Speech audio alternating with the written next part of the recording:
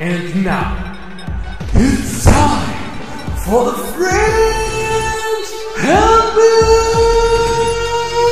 Week!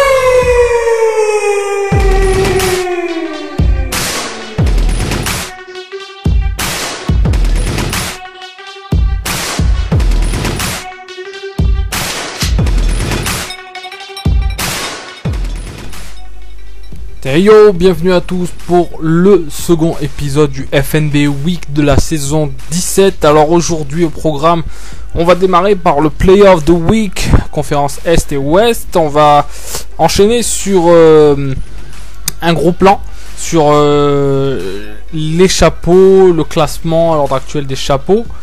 Ensuite on va faire comme la semaine dernière, les matchs de la semaine, ils seront que 3 cette semaine. Et on finira avec le top 10 de la semaine. Voilà, allez, on va démarrer de suite avec le Player of the Week.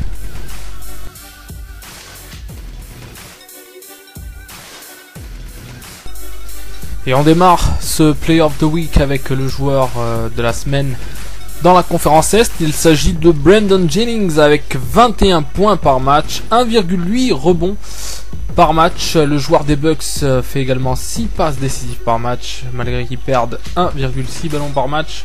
Il score 4 points in paint par match. Son pourcentage est à 46,5%, dont 60% à 3 points. Et le bilan de Milwaukee est de 5 victoires et 0 défaites. Là on voit des petits highlights du meneur des Bucks avec ce magnifique shoot à 3 points. Après un joli size-up. Et on va passer maintenant à Russell Westbrook. Alors Russell, lui c'est 27,4 points par match, 3,8 rebonds, 14,8 passes, 2,4 steals malgré 4 turnovers par match. Il met aussi 8,8 points in paint à 55,7%, 5 victoires, 0 défaites, c'est le bilan de la week.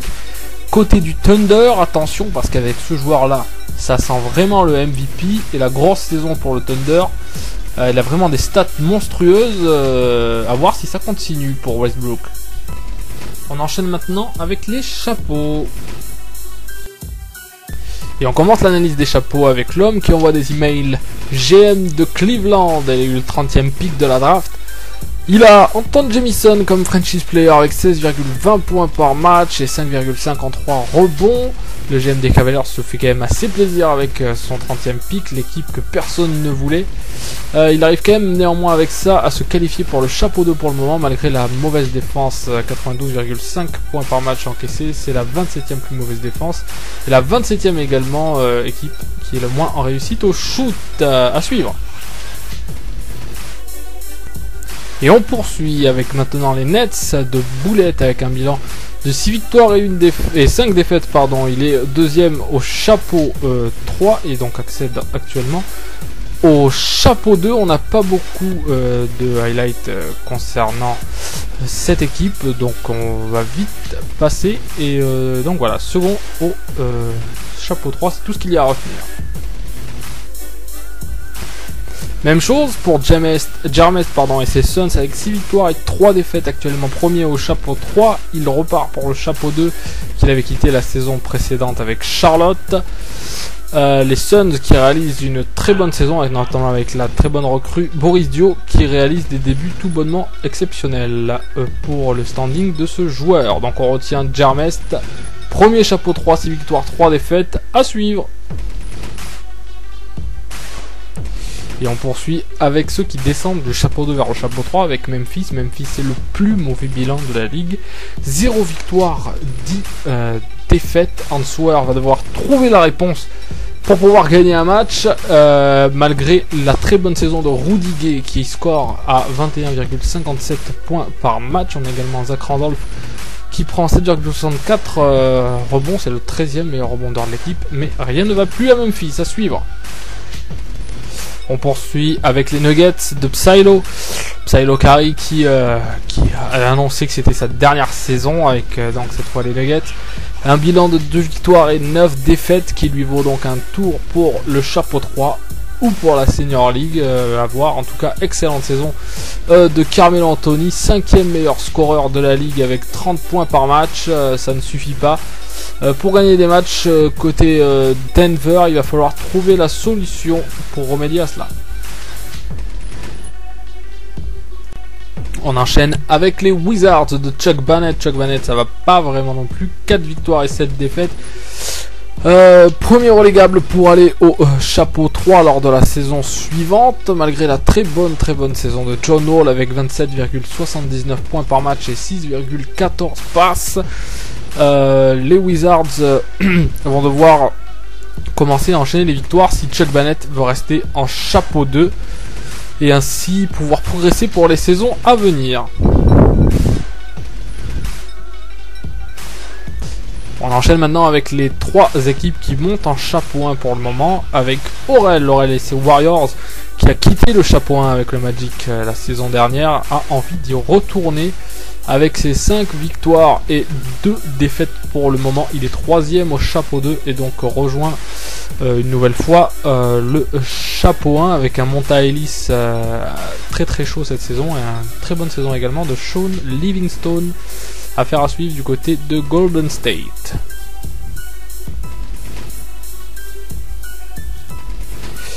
Et côté Milwaukee maintenant, second au chapeau 2, les Bucks de Minister font une excellente saison à l'image de Brandon Jennings avec 18,27 points par match et 5,87 passes par match. Bogut lui est le 20e rebondeur du championnat avec 7,13 rebonds par match. Mini-Surf a bon espoir de rejoindre le chapeau 1 avec cette excellente saison.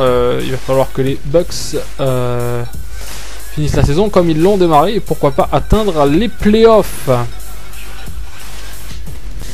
Même chose pour les Hawks de Svadil Fariseb, c'est jamais facile à dire son nom. Avec une excellente saison des Hawks avec Iso Joe, magnifique saison de Joe Johnson, 31,44 points par match. Les Hawks se baladent avec 9 victoires et 2 défaites. Ah, ils sont vraiment inarrêtables les Faucons. Là on voit encore le panier à 3 points de Joe qui avait donné la victoire face aux Clippers au bout de la seconde prolongation.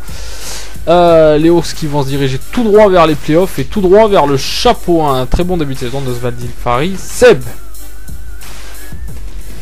Alors que la magie ne prend pas à Orlando, dernier du chapeau 1, direction le chapeau 2. Pour le Magic, il y a eu beaucoup de trades dû au très mauvais début de saison du Magic. Les résultats ne viennent pas pour autant. Ça sent le retour au chapeau 2 pour Jopic. Et donc voilà, malgré la bonne saison de Dwight Howard et l'arrivée de Tony Parker, il faudra voir la fin de saison concernant Orlando. Et on enchaîne maintenant avec les Spurs de Vinsanity 63.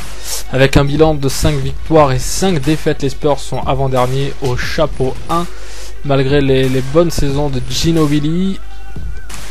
Tony Parker n'était pas du goût du coach qui a décidé de le trader à Orlando pour récupérer Jamir Nelson et Ido Turkoglu. Là on voit quelques petits highlights des Spurs qui vont certainement rejoindre le chapeau 2 avec Vinsanity. Prendre les Clippers en chapeau 1, c'était osé de la part de l'autre Vinsanity du chapeau 1. Le 76 réalise une très bonne saison malgré tout avec ses Clippers, mais le bilan positif de 7 victoires et 5 défaites pour le moment ne suffit pas. Et oui, c'est ça, être en chapeau 1. Il faut vraiment faire une très grosse saison pour pouvoir y rester. Très bonne saison également de Blake Griffin avec 28 points et 10 rebonds par match. Et j'ai bien l'impression que ça risque de ne pas suffire pour les Clippers. À suivre également.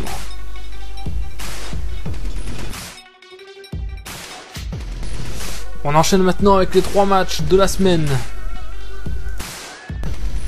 Alors on démarre avec le premier game de la week.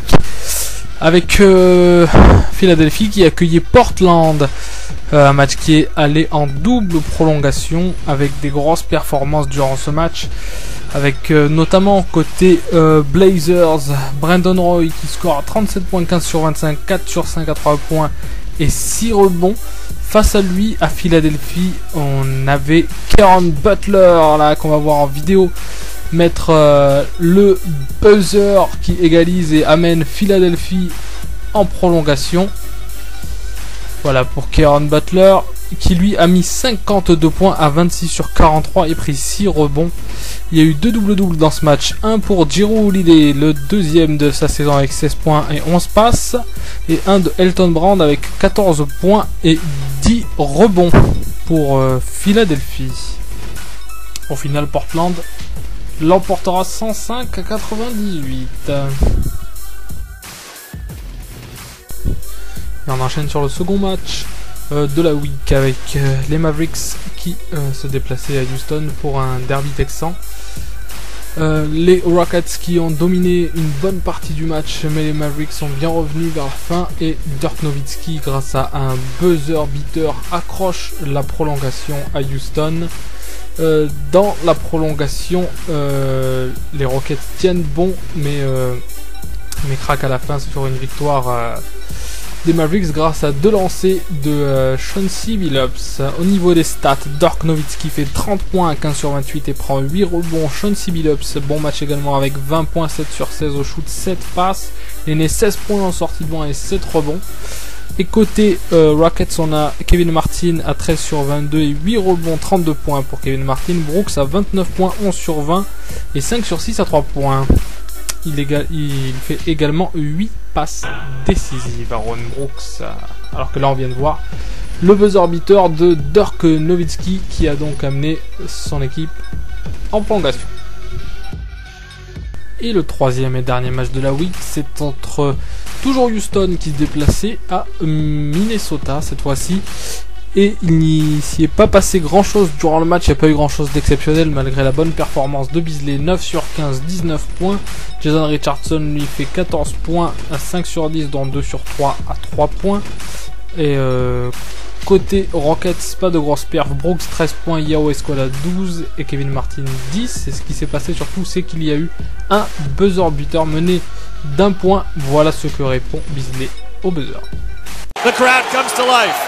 We're knotted at 111. Beasley to his right, pulls up, 15-footer, got it to go! Michael Beasley puts the Wolves in front, 113-111. Et voilà Michael Beasley au buzzer pour la seconde victoire de Minnesota cette saison seulement. Grosse saison néanmoins de Michael Beasley.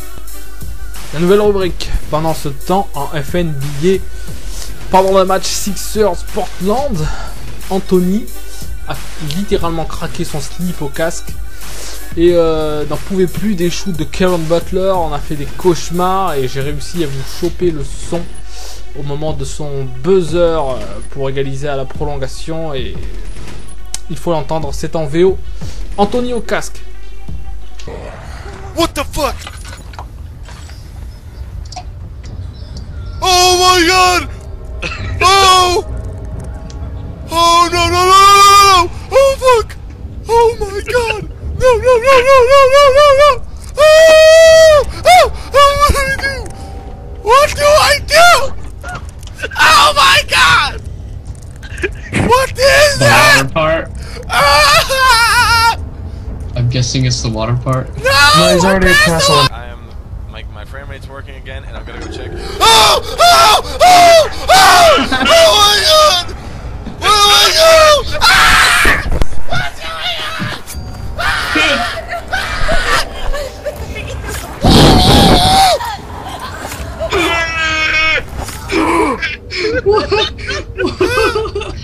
What did you just do? Oh my god! Oh! Voilà, c'est terminé, c'est flippant, mais depuis Anthony a pris des médocs et a réussi à oublier. Caron Butler avec ses 52 points. On va enchaîner avec un autre pendant ce temps en FNBA, le dernier de la semaine. C'est Eli qui a été débarqué de sa maison de retraite pour être le nouveau GM de New Orleans. Je vous laisse découvrir la photo. Oui, c'est édifiant, c'est bien lui. En tout cas, je te souhaite re-bienvenue sur ta saison, Eli, et je vous souhaite à vous une bonne fin de week 3. Je vous donne rendez-vous pour le prochain FNBA Week dans une semaine, et prenez soin du basket, évitez Olive sur le live, et on se quitte avec le top 10 de la semaine. Let's go!